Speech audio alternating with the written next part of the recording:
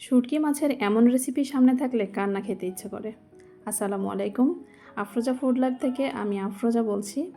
আমার কুকিং চ্যানেলে আপনাদের সবাইকে স্বাগতম। আশা করছি যে যেখান থেকে আমার ভিডিওটি দেখছেন সবাই ভালো আছেন। আজকে শেয়ার করব শুটকি মাছের এমন মজার একটা আচার, যেটাকে আচারও বলতে পারেন আবার ভর্তাও বলতে পারেন। আর এটা সংরক্ষণ করা যাবে অনেক দিন পর্যন্ত। সংরক্ষণ পদ্ধতি সহকারে পুরো প্রসেসটাই শেয়ার করব আজকের এই ভিডিওতে। যাদের হাতে সময় কম থাকে বা ব্যাচেলর অথবা স্টুডেন্ট সবসময় রান্না করার সময় পান না, তারা কিন্তু এভাবে আমার মতো শুটকি মাছের আচার তৈরি করে রেখে দিতে পারেন। আর এটা একদম সুন্দরভাবে কাচের জারে সংরক্ষণ করতে পারবেন অনেক দিন। আর শুটকি মাছের এই আচার তৈরি করার জন্য এখানে আমি নিয়েছি 3টা চ্যাপা শুটকি আর নিয়েছি 4টা লইঠা শুটকি। আপনারা যে কোনো শুটকি দিয়েই তৈরি করতে পারেন, তবে সব শুটকির মধ্যেই চ্যাপা শুটকি দেওয়ার চেষ্টা করবেন, এতে করে এর ফ্লেভারটা সুন্দর আসবে আর খেতেও অনেক মজার হয়।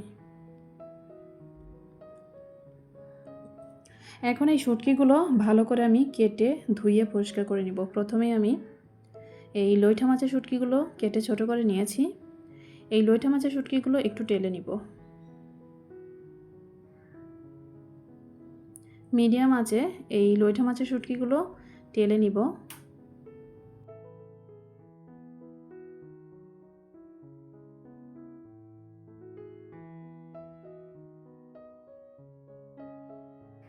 কিছু সময় টেলে নিয়ে এখন এর মধ্যে দিয়ে দিলাম পানি, আর চুলো বন্ধ করে দিয়েছি। ঠিক এভাবেই পানিতে চুবিয়ে রাখবো প্রায় 10 থেকে 20 মিনিটের মতো।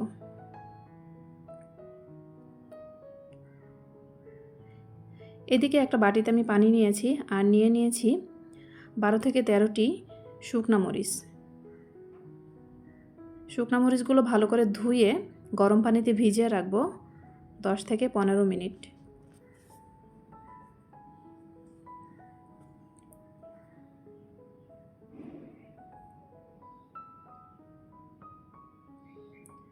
এগুলো সাইডে রেখে এখন চ্যাপা শুটকিগুলো আমি পরিষ্কার করে নিয়েছি, অফ ক্যামেরাতে ধুয়ে নিয়েছি। এখন লাগবে পেঁয়াজ, আর আজকের এই শুটকি মাছের জন্য পেঁয়াজ একটু বেশিই লাগবে।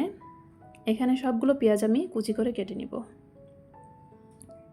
আপনারা যারা আমার ভিডিওটি দেখছেন আপনাদেরকে অসংখ্য ধন্যবাদ। আমার ভিডিও যদি আপনাদের কাছে ভালো লেগে থাকে একটা লাইক দিয়ে ভিডিওটি কন্টিনিউ করবেন। আর যারা চ্যানেলে নতুন এসেছেন, যদি আমার চ্যানেলের ভিডিওগুলো আপনাদের কাছে ভালো লেগে থাকে তাহলে চ্যানেলটি সাবস্ক্রাইব করে পাশে থাকা বেল আইকন প্রেস করে দিবেন। এদিকে পেঁয়াজগুলো কেটে নিয়েছি, আরও নিয়েছি বেশ কয়েকটা রসুন এবং রসুনের কোয়া। এগুলো আমি ছোট করে কেটে নিয়েছি। এগুলো এখন একটা প্লেটে তুলে নিব। এদিকে লইঠা মাছগুলোও পরিষ্কার করে নিব। আমি লইঠা মাছের যে মাঝখানের কাঁটা, সেই কাঁটাগুলো বেছে নিয়েছি, বেছে ফেলে দিয়েছি। ঠিক এভাবে বেছে নিয়েছি। আর এখানে চ্যাপা শুটকিগুলোও ভালো করে পরিষ্কার করে একটা ব্লেন্ডার জারে নিয়ে নিয়েছি। এখন নিয়ে নিচ্ছি সেই ভিজিয়ে রাখা শুকনা মরিচগুলো।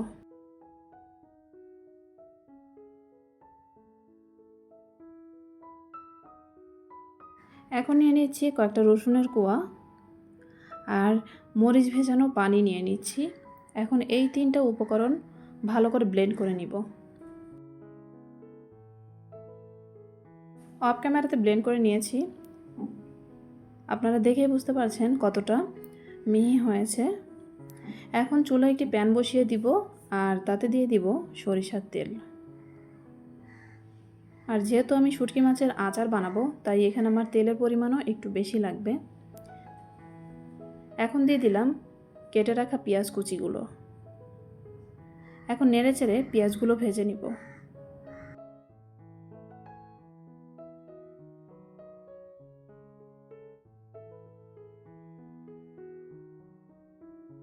পেঁয়াজ ভাজতে ভাজতে যখন কিছুটা সফট হয়ে আসবে তখন এর মধ্যে দিয়ে দিলাম লইঠা মাছের শুটকিগুলো।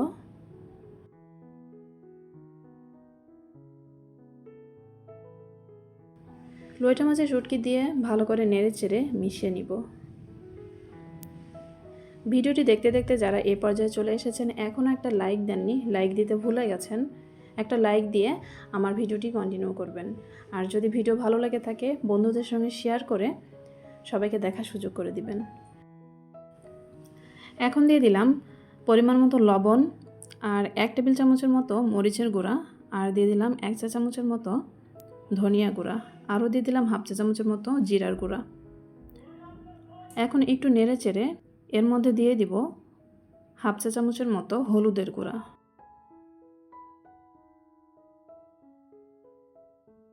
হলুদের গুঁড়া দিয়ে আবারও নেড়ে চেড়ে দিব।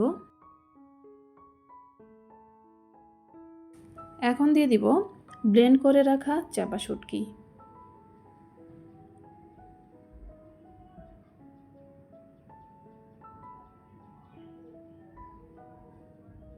আর সঙ্গে দিয়ে দিলাম 5-6টি রসুন, আস্ত রসুন দিয়েছি, আর কয়েকটা রসুনের কোয়া দিয়েছি, একটু ছোট করে কেটে দিয়েছি। এখন সব কিছু আবারও ভালো করে মিশিয়ে নেড়ে চেড়ে দিব।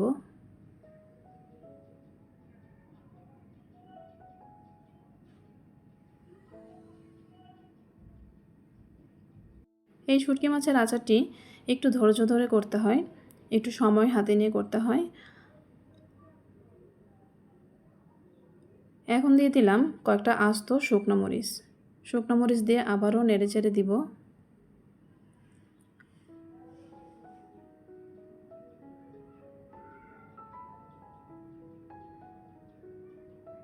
সাধারণ সব জিনিস দিয়ে অসাধারণ মজার মজার রেসিপি পেতে কিন্তু অবশ্যই চ্যানেলটি সাবস্ক্রাইব করতে কেউ ভুলবেন না। যখন এই শুটকি মাছ নাড়তে নাড়তে কালারটা অনেকটাই চেঞ্জ হয়ে আসবে, তখন এর মধ্যে দিয়ে দিব ভিনেগার।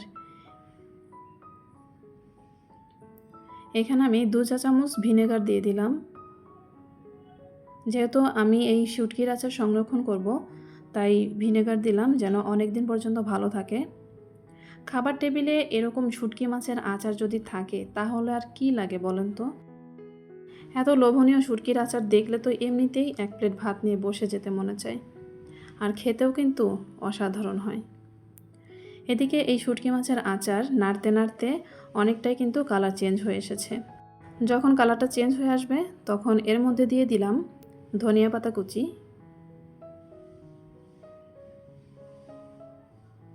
ধনিয়া পাতা কুচি দিয়ে একটু নেড়ে চেড়ে দিব।